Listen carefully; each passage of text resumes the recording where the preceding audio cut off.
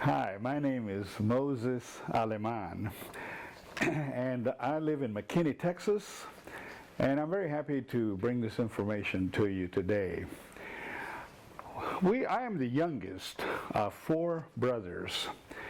We were all born in Austin, Texas, and my three brothers, who are older of course, served in the military during World War II. I was too young at the time. I was going to junior high school, Allen Junior High School in Austin, when all of this occurred. And I remember quite well corresponding with my brothers while they were in the military. How did you correspond with them? By letter. Actually, we didn't have computers back in those days, and the only way to really communicate back and forth was through regular mail. So when my brothers entered the service, and we're talking about 1943 when the first two enter, because my three older brothers are of the age that they had to serve during World War II. My oldest brother was Arthur Aleman, born in 1924. And then he's followed by Samuel Aleman, born in 1925. And the third one was Daniel Alemán, and he was born in 1927. I didn't come along until 1931. But we were all born in Austin, and we grew up there.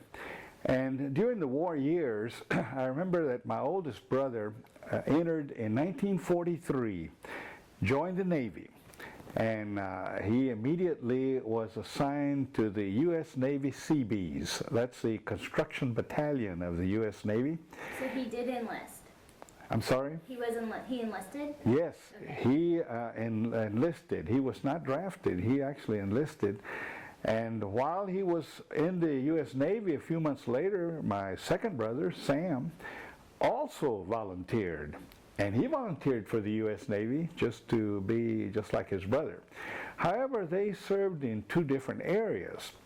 Arthur was in the Seabees, and when he went overseas, approximately in 1944, 1945, he actually participated in the invasions of Iwo Jima and Okinawa. So he was quite active in the South Pacific during those war years, and I remember receiving letters from him while he was serving, because at that time I was a youngster, about 13, 14 years old, and I was quite intrigued with the fact that I had older brothers serving in the military and overseas. Now Sam had been a lifeguard in the city of Austin before he entered the military, and so the Navy took advantage of that situation and made him a hospital corpsman. And in San Diego, California, he was actually given the job of a lifeguard. What was he doing? He was working in a swimming pool of Balboa Park Hospital, giving therapy in the pool to wounded Marines that were coming back from the South Pacific. Now, Sam could have volunteered for the Marines because they were trying to transfer many of the sailors into the Marines, since we were losing quite a few Marines in the Pacific. But they told him they needed him in San Diego because he was helping take care of the Marines that were wounded, that were being returned from the Pacific. And as a matter of fact, his older brother, my older brother, Arthur, was in the Pacific also. But fortunately, he did not become a casualty.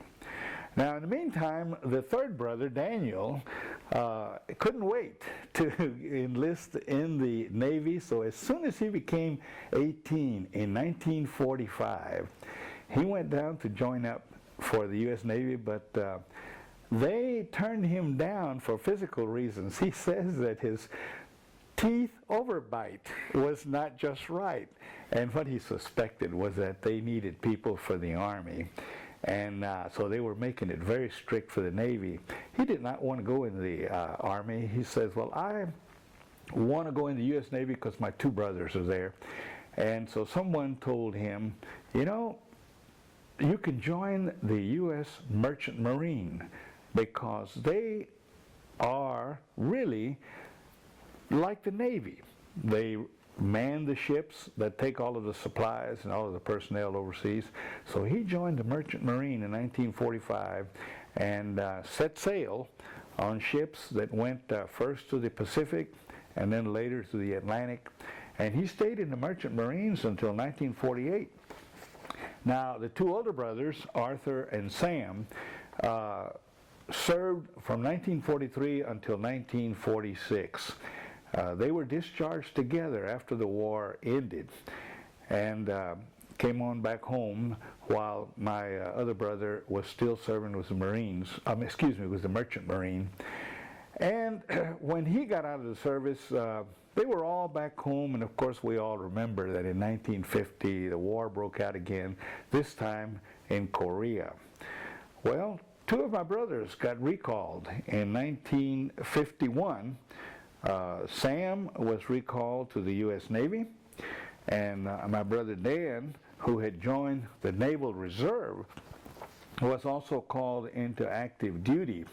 So he went into the Navy in 1951, and this time he was accepted in the Navy because he was already a reservist, and he ended up being on the USS Missouri, which is a battleship that was immediately sent off to Korea.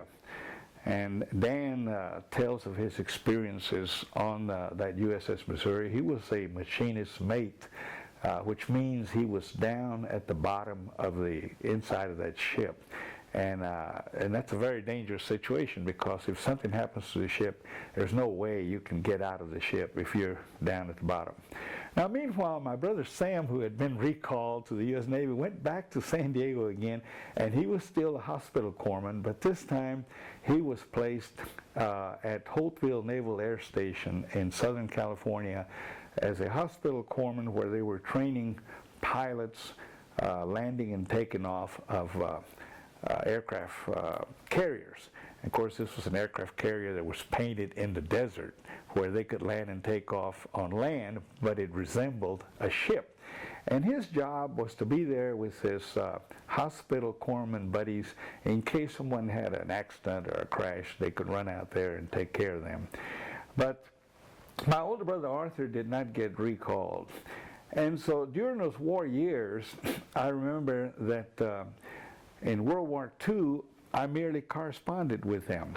But then when my two brothers that got recalled went back into the military for Korea, by that time it was time for me to go also. And I was also subject to the draft, but I volunteered also, and I entered the United States Air Force and served during the Korean War. Now, as far as my brothers are concerned, all three became veterans of World War II. My older brother, having served in those invasions of Iwo Jima and Okinawa, had lasting experiences about that. And of course, my brother Daniel, who was on the USS Missouri, talks about the shelling that they did again on the Korean coastline, and how he prayed that nothing would happen to his ship because of the fact that he was down in the bottom inside of that ship. Nowadays, things have changed so much. The military is so different, but I really pay tribute to not only my brothers, but all of the veterans that have served during the wars, because quite often, now that more than 50 years have passed, we very seldom think of the sacrifice that was made in those years. Arthur came back and served in Austin. He lived in Austin, and he worked in the printing business for the E.L. Steck Company, which was a huge company of lithographers. Samuel came back and went to college, and eventually graduated from Pan American University in Edinburgh and became a high school teacher and coach. Do you think he did, when he went to college, did it have anything to do with the GI Bill, Samuel? Yes, as a matter of fact, he used the GI Bill to go back and enroll in college. He did not attend college until he came back from the war. Did he finish high school? he finished high school after he came back. That was another thing. He dropped out of high school to go into the Navy, but Sam came back from the Navy and enrolled at Austin High School when I was there. And even though he's older than I, we graduated just 1 year apart. What grade did Samuel stop going to school? He was in the 11th grade. He needed one more year to finish high school. And so when he came back, his senior year was actually my junior year. So I was right behind him.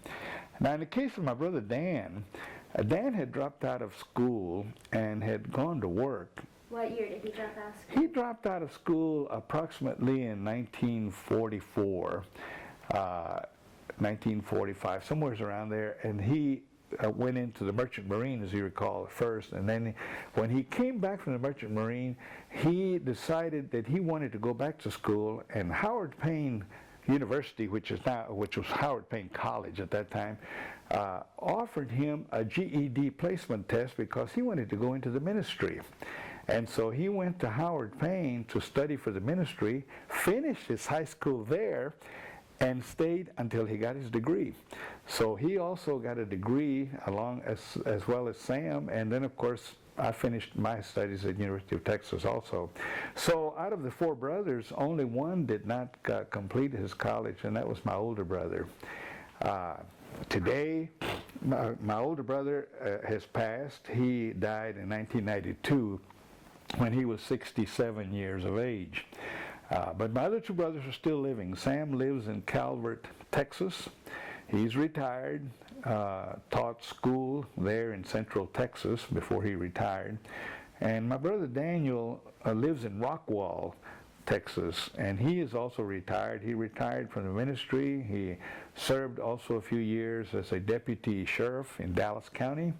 And currently, because we are all bilingual, we speak Spanish fluently, Daniel is serving as an interpreter for Rockwall County court matters. They call him whenever they have a need for a English-Spanish translator, and he helps them with that.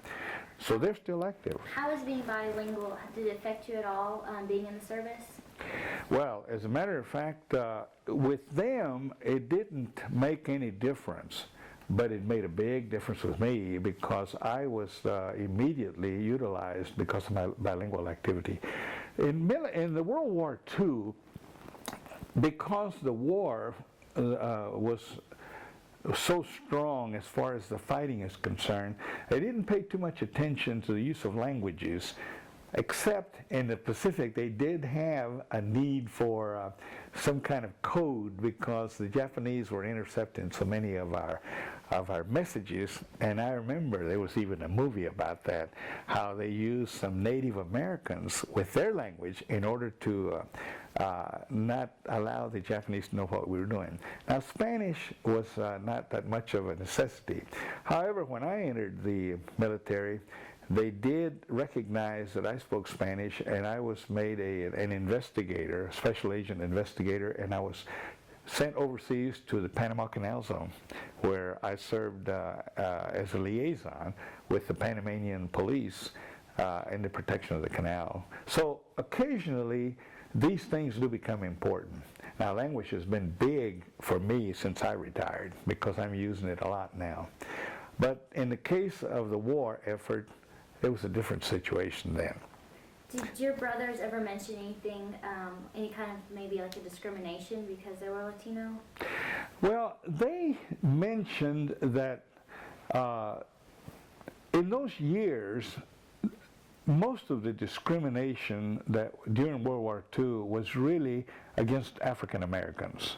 The Mexican Americans or Latin Americans, Hispanics, there was to a certain extent, but not as much as you would find against the black Americans. And of course that all began to change after the war years, and it's made a lot of difference. But I'm very proud of our heritage. My parents came from Mexico, but my brothers and I and one sister that we have are all first generation born in the United States. And of course, fortunately, we grew up with the two languages, so we became bilingual. And what are your parents' names? My dad was named Arturo Aleman. I came from the state of Zacatecas in Mexico and entered this country in about 1910.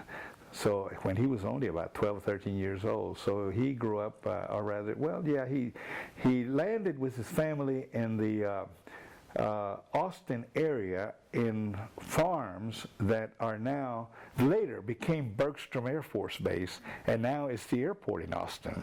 My mother, who was born in Piedras Negras, Coahuila, which is a Mexican city across from Eagle Pass, Texas, she came with her family in 1905 when she was only 2 years old, and they ended up in the same farming area where my dad's family later came to. So actually they met there, but they only spoke Spanish. So when they married and moved into the city of Austin, we grew up speaking Spanish. I did not speak a word of English until I entered elementary school in Austin at Palm School, which is still there on First and East Avenue, or I-35 and Cesar Chavez. And I remember growing up through those years speaking Spanish at home and English in school. And that became a tremendous advantage. I might say this, after I was in the military as an investigator, I was offered an appointment as an FBI agent. Why? Because Castro had taken over Cuba, and the FBI in 1960 was looking very much for Spanish-speaking people qualified to become FBI agents, and I entered the FBI because of that.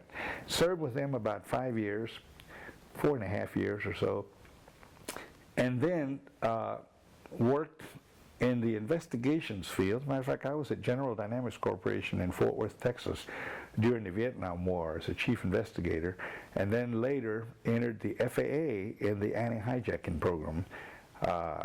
And that was a career that really was tremendous for me, because when they discovered that I could teach in either English or Spanish, I started being sent all over Latin America. And when I retired from the government in 1995, I joined a company of consultants, and later I bought the company.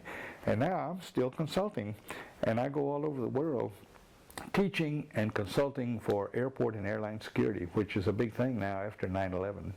So I'm doing that in the two languages, and I give credit, of course, to my parents and to my upbringing for, which proves how important it is for Americans to know two languages. Because, see, we are so many times outdone by Europeans who speak several languages, and yet we use mostly English. So I'm very proud of that heritage, and it's become very useful in my area. When you went to elementary school with you and your brothers, were there a lot of Hispanics? Was it mostly Hispanic? Not as many as there are today.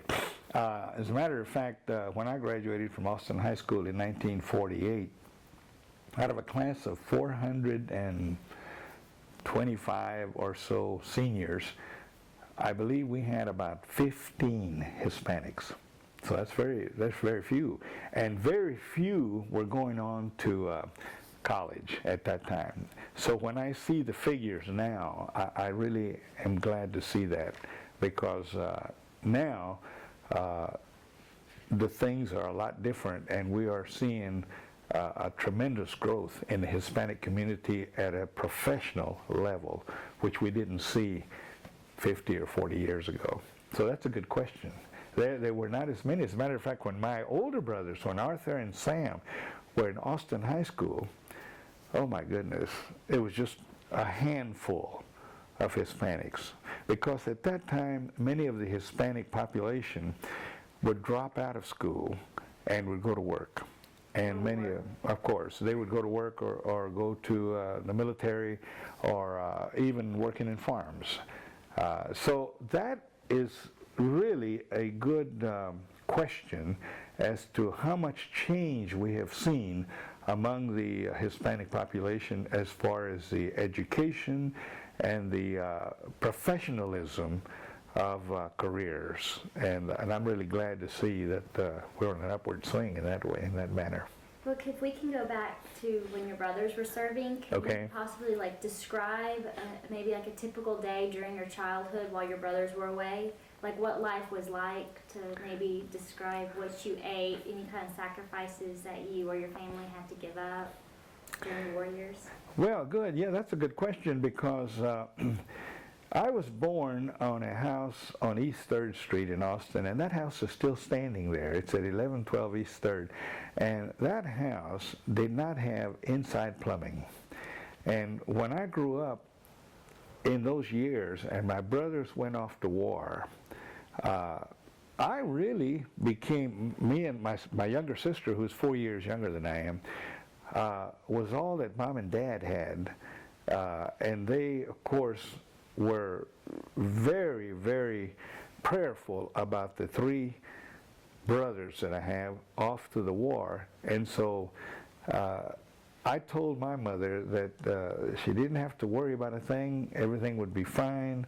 I corresponded with my brothers, but I helped as much as I could until my dad was able to buy another house. He even set up his own little business, which was a corner neighborhood grocery store.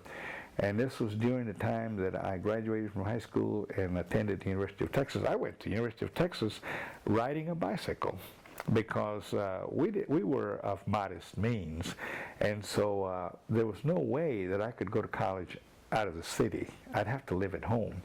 But I told my parents, I can do it. I can get a bicycle, and I can ride to the campus on a bike. And so we're sort of proud of that.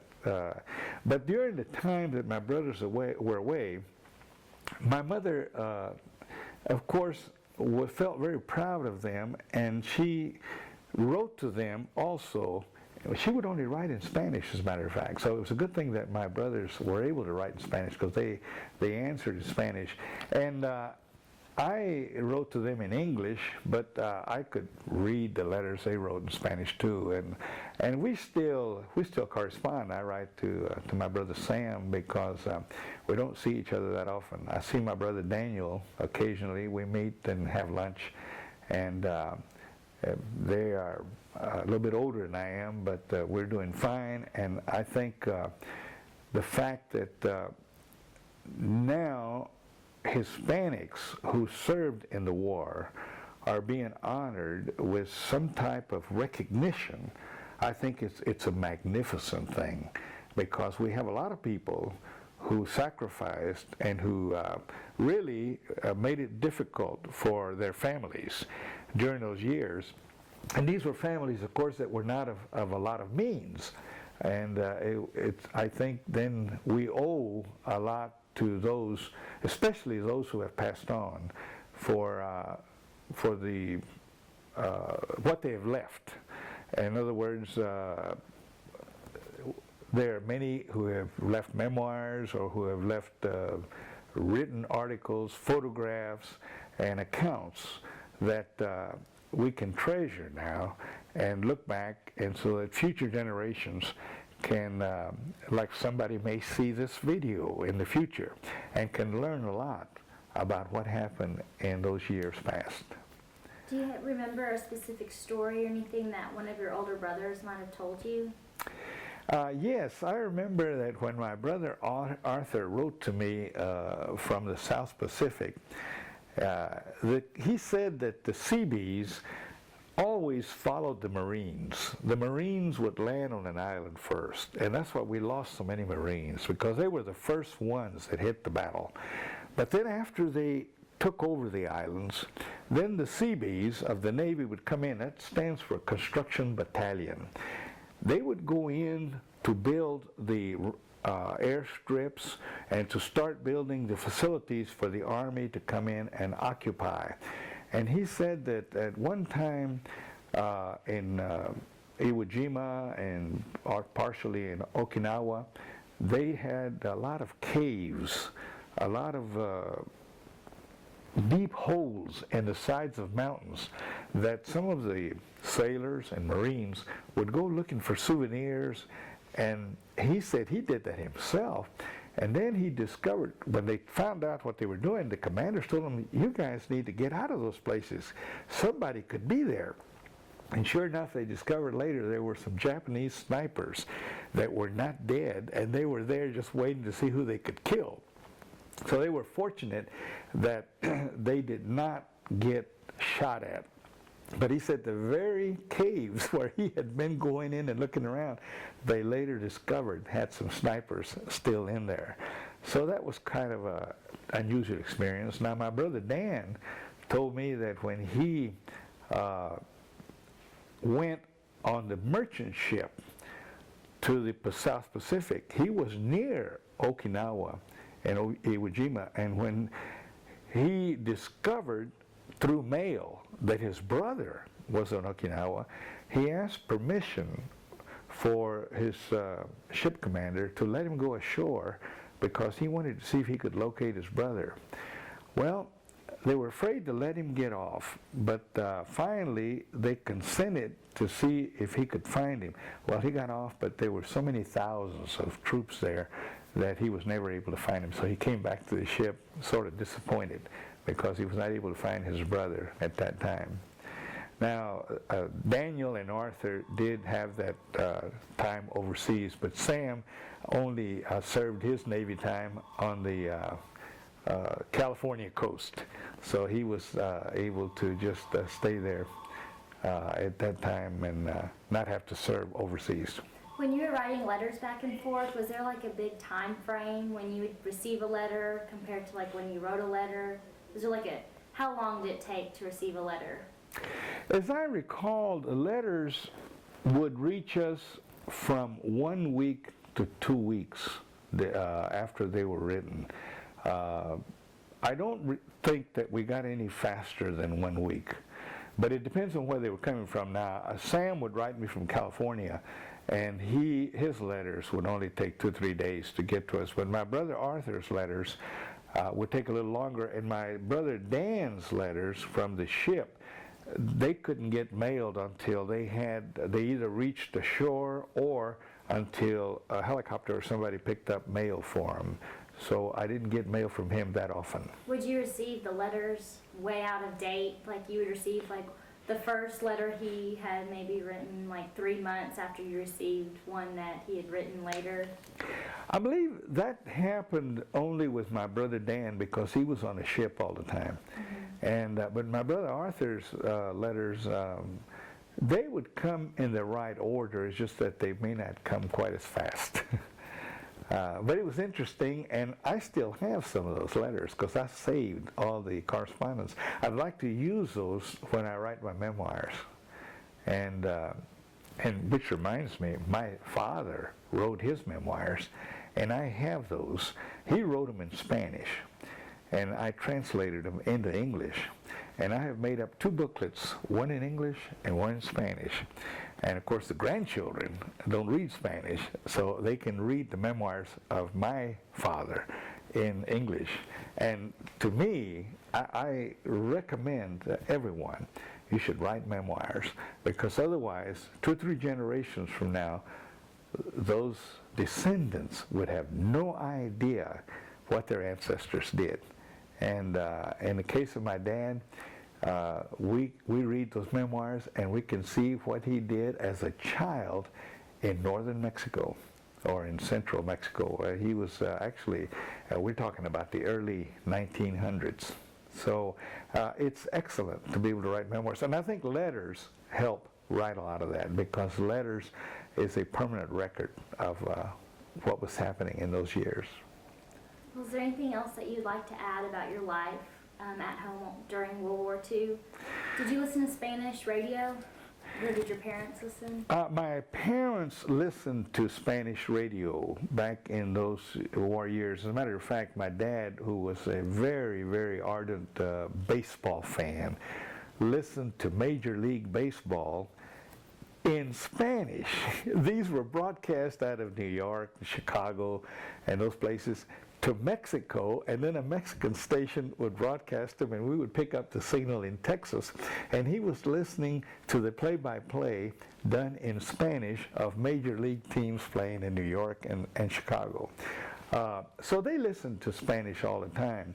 I would listen to both because we were bilingual. We would listen to some Spanish music and programs, but then we got started using our own English language a lot. And so, and you're right, radio was the big thing during World War II because television didn't come in until the beginning of the 50s. There was some in the late 40s, but we didn't see. My first TV was in 1954, 53 or 1954 when we first started seeing television. Did your parents read any Spanish newspapers? Yes. My dad would read a newspaper called La Prensa. Now, La Prensa is the press, and it was published in San Antonio, Texas, and we were so poor back in those years that Dad couldn't afford a subscription, but there was a neighbor that would receive that paper, and he always told that neighbor, when you finish reading it, would you pass it to me? And he says, by all means. And I remember that when I was a little, maybe 10-year-old, 11-year-old, one of my jobs was to run half a block down the street to the neighbor's house to get the Spanish newspaper. If he was through with it, then I would bring it so my dad could read it. Did you have any jobs in high school? Yes, as a matter of fact, when I was growing up, my dad worked in clothing stores on East 6th Street, some of which are still there. And he took me there to work as an errand boy when I was about 12 or 13 years of age. What was the store's name? Well, he worked in the New York store, the House of Bargains, and the White House. Those were stores that were owned by a man by the name of Saul Ginsberg. And there was a store on Congress Avenue that my dad worked at. It was Schwartz Men's Shop. It was near the corner of Congress and 6th. They were there for many years, and my dad worked at those stores primarily because he spoke Spanish. Because the owner recognized that if he wanted to sell to clientele that only spoke Spanish, he better have a salesman that could speak the language. And my dad, who had started in construction work after farming, and then as a hotel cook, he worked at the Driscoll Hotel, he worked at the Austin Hotel. Those two hotels are still there. My dad was a night chef at the Austin Hotel. But then he got tired of, well, as a matter of fact, he learned how to cook so well. He used to teach my mother some of the dishes. That he went to work at these stores because there he could wear a tie. He could put on a shirt with a tie, and that made him feel great. And he started learning English by going to night school in Austin. They had night classes for adults. And finally, when I grew up, I had jobs in Austin at a bakery, at a restaurant. Matter of fact, restaurants out by the University of Texas. I used to work as a busboy at Mexican restaurants like Old Seville, El Charro. And my dad finally put in his own little grocery store in the year 1946. And by then I was about 15 years old, and I was in high school. And I remember, and this is something that's kind of interesting too, when I finished high school, and I didn't do so bad, I made the National Honor Society, which made my mother very proud, but I was ready to enter UT. And my dad says, why do you want to go to college for? Because you see, he had the thought of discrimination in mind. He says, nobody's going to give you a job. You might as well just go to work. You know, he felt like we were being discriminated against and that it wouldn't do me any good to go to college. But I told my dad, I says, you're wrong, Dad. I need that education because, I mean, we may suffer some discrimination to a certain extent, but you can better yourself if you stay in school and get that degree. My mother backed me up. She says, I'm for him. And if he wants to go to the university, more power to him. So my dad later learned that he was wrong, because when I became an FBI agent, I could tell that he felt terrible, that he tried to keep me from going to college at one time. And I never said anything to him. I loved him just as much, because I knew that the mentality of the Hispanic growing up during the Depression years and during World War II years was something that is a lot different from the mentality we have today. And of course, the success that we have reached through our professional careers shows the fact that you can't let social situations stop you from bettering yourself. And for that reason, I think our children, which would be my parents' grandchildren. How many children do you have? I have 6, 3 boys and 3 girls. Of the 6, 3 of them have master's degrees. And the other 3, there's a couple of other degrees in there. So they're all professionals. And my kids live in 4 states, but we now have 14 biological grandchildren and 3 step-grandchildren. So it's amazing what we have seen come about in 3 generations. From the time my parents entered from Mexico as children until today. You know, we're in a new century. We're in the 21st century now. And of course, we have lived in an area where my dad saw the growth of the horse and buggy all the way to the airplane. And in my case, you know, we've seen the moonshot and so many things that makes us feel like it's been a tremendous experience for us to grow up through these years. And of course, we're proud of the fact that 3 brothers are veterans of World War II, even though one of my brothers has passed away. But I think if I can leave anything for my children and my grandchildren, it's to think of yourself as bettering yourself, no matter who you are, no matter what you do, and in whatever you do, whether you are a lawyer, a doctor, or you are a blue-collar tradesman, do the best you can. And I think you'll be rewarded. So that's the way I look at life. Is there anything else you'd like to add about your childhood or growing up? Well, as far as my childhood, the only thing I can say is that I enjoyed thoroughly growing up in Austin. I'm going to Austin next month for a high school reunion celebration. I think I've been out of high school now about 55 years. We still get together. I have a lot of friends there. And I can say that it's been a pleasure growing up, even though coming from parents that came from another country, growing up in this wonderful state, in this wonderful nation. And we owe it to our ancestors and to our government for the upbringing that we had. And of course, from a spiritual point of view, we're also, we're very spiritual. We're churchgoers, and we feel that it's what you make of yourself and your upbringing and your belief in God and all of these things together that make for the outcome of people in this country that'll make it still the best country in the world. And so we're very proud of that.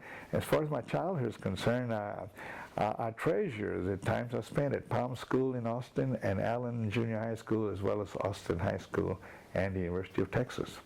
So I can say hook 'em horns. Well, thank you very much for this interview and for serving our country. Thank you.